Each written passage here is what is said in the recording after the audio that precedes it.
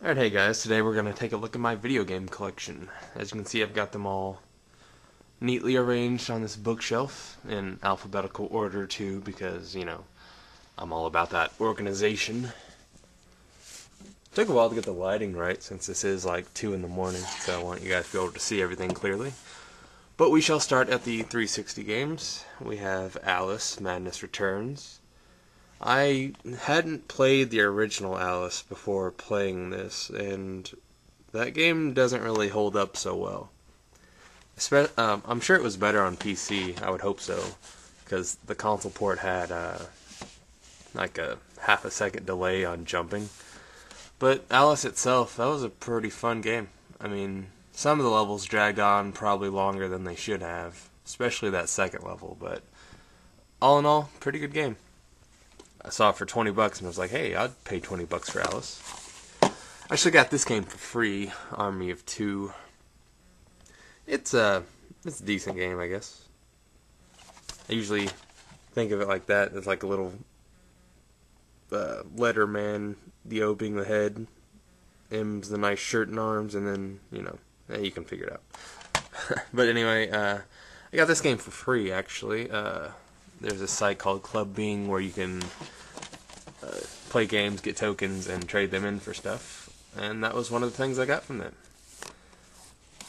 Some of these games will be my roommates, and you'll see like multiple copies of it. Here we have Assassin's Creed on PS3 and Xbox. The PS3 version being mine. The PS3 version was probably the first PS3 game that I ever played, I think. I wonder what's so special about this Platinum Hits. It is a shame, though, if you've been following my videos. I can't play any PS3 games at the moment. But, yeah, Assassin's Creed, it's a good game. Not as good as 2, though. Here's the latest game I've purchased, Ozra's Wrath. I was looking forward to this game for quite a while, because it's, over-the-top Japanese craziness. In 16 years of playing games, I've never seen anything like Ozra's Wrath. It was pretty good. I mean, I enjoyed it. I couldn't find it anywhere. I had to order it online. So, might not be quite worth the full 60 bucks, but, I'm content with it. Banjo-Kazooie Nuts and Bolts and Viva Pinata. This came with the Xbox that I originally bought. Both are pretty good games, too. I mean, at first I was turned off on the idea of this game because, I like my old school Banjo, not this kart racing building game, but, it grew on me. I liked it. I had fun with it. The hub world is pretty relaxing and fun. And Viva Pinata, another goofy game, not for resale. We'll see. Put this on eBay, $5, and see what's up then. But yeah, I liked Viva Pinata. Put quite a bit of time into it. It's an interesting game. I'd probably play the others if given the chance. Batman Arkham Asylum. Pretty great game. I probably like this a bit more than the next game on the list. And if you remember that achievement video I made, the combat challenges in this game are, some of them, just brutal. Threw my controller on multiple occasions. That's why I completely avoided the combat challenges in Arkham City. Because I'm sure they'd be more of the same, and I didn't want to injure my controllers anymore. Hey, cat girl, what's up? But, what was I? Oh yeah, I like Arkham Asylum probably more than this because this game felt, like getting from point to point was kind of tedious. It was more of a task than I thought it should have been. Getting lost on your way around the city, whereas Asylum just had all those close quarter fight scenes and everything. I don't know. Both are good games, but I prefer Asylum over City. Here's another gem that I picked up for 20 bucks, the Epic Edition of Bulletstorm. I've not seen any other edition of this game around. Kill with skill. Might record this game one day. can't pass up all the classy lines such as "what the dick" and all the other things that our main character says. Call of Duty Black Ops. This would be one of my roommate's games. The only Call of Duty I've really gotten into was the Modern Warfare series, and now that series is over, I think I'll be taking my leave from Call of Duty. The best-selling franchise of all time. Meh. I have played a lot of the zombie mode on Black Ops, and that's pretty fun. But I don't really plan on going through the main campaign. Dantes Inferno. Again, my roommate's game. I've not played this yet. I don't think I will. Oh, well, that's not nice. I was playing the demo of this game, and I tried to jump up and shoot my pistols. And then I was like, wait, this isn't Devil May Cry.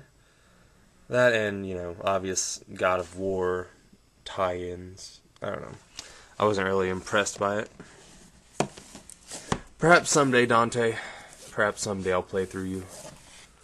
Dark Souls. Man, I miss Demon Souls. Why'd my damn PS3 have to die? Demon Souls seemed more difficult than this game was, but maybe I've just had a lot of practice with this game. I do kind of feel like playing this again, though, so perhaps I'll record it at the same time. I'm still tempted to do a speed run of this game, or, at the very least, attempt one. So I'll probably do that at some point, but as for a playthrough, yeah, very probable that I will be going back into Dark Souls.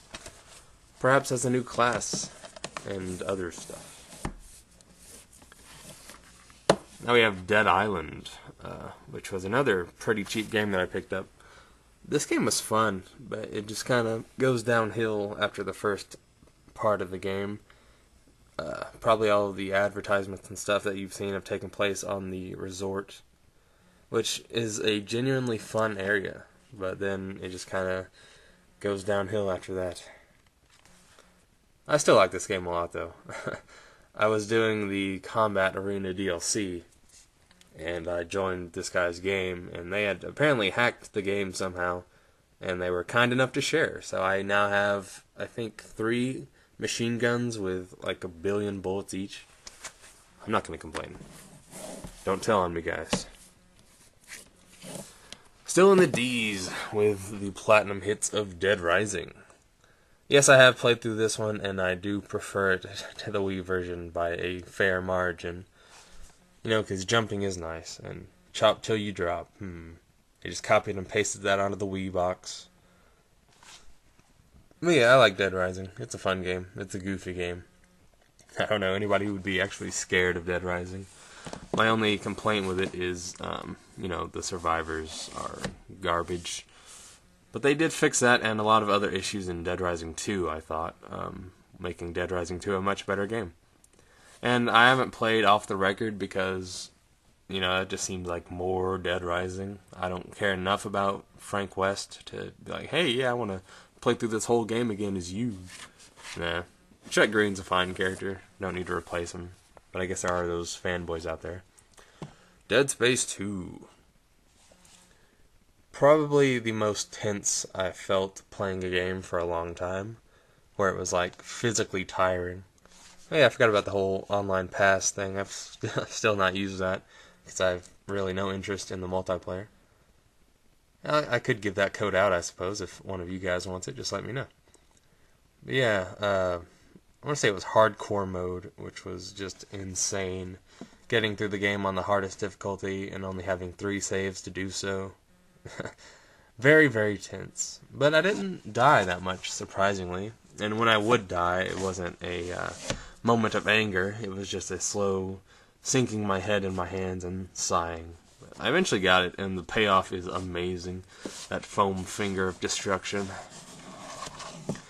Deadly Premonition. It's about goddamn time I played through this game. It's been a long time since I played it, so it will be new and fresh for me. I like this game. This game it's got a lot of quirks and charms, but I like it. I'll just set this over here, because I'm going to be recording that. Now we have our first fancy boxed game, Deus Ex Human Revolution. I like this game too. I got this game for cheap as well. Another $20 gem for my collection. I heard a lot of things about this game, but I like it. You know, it's interesting enough. My only complaint would be that there are only two main hub worlds, if you can call them that. I think it was Chicago and Tokyo. And both of those areas were really well done, but, you know, it's just two of them. That and the boss fights in this game were pretty bad. Speaking of bad, in most people's opinion, Duke Nukem Forever. I saw this for, I think, $10, and I thought, you know, I played a whole lot of Duke Nukem 3D, and as a gamer, I should probably have this in my collection. Though I don't think it was as abysmal as everyone made it out to be. I went in with basically no expectations, just expecting it to be a dumb game, and, you know, I got what I paid for, I guess. I didn't come away hating it. Dynasty Warriors 6 Empires. This would be my roommate's game. I've not played this, so I can't really speak on it. The only Dynasty Warriors game that I really got into was Dynasty Warriors 4. Me and a few friends would just do the verses over and over again, run through the campaign. Fun times. Perhaps this game's good too. Another game that I shall record at some point, no doubt, would be Enslaved Odyssey to the West. I like this game a lot. This game was like $10, so I was like, hell yes, I will take Enslaved for $10, thank you. I do have the DLC for this too, so I have to play through that whenever I get around to recording this. Yeah, but I don't really have any complaints about this one. I mean, I don't think it's sold that well. Games like this tend not to, unfortunately. But yeah, I'll record you, spread the word around about you just a bit more.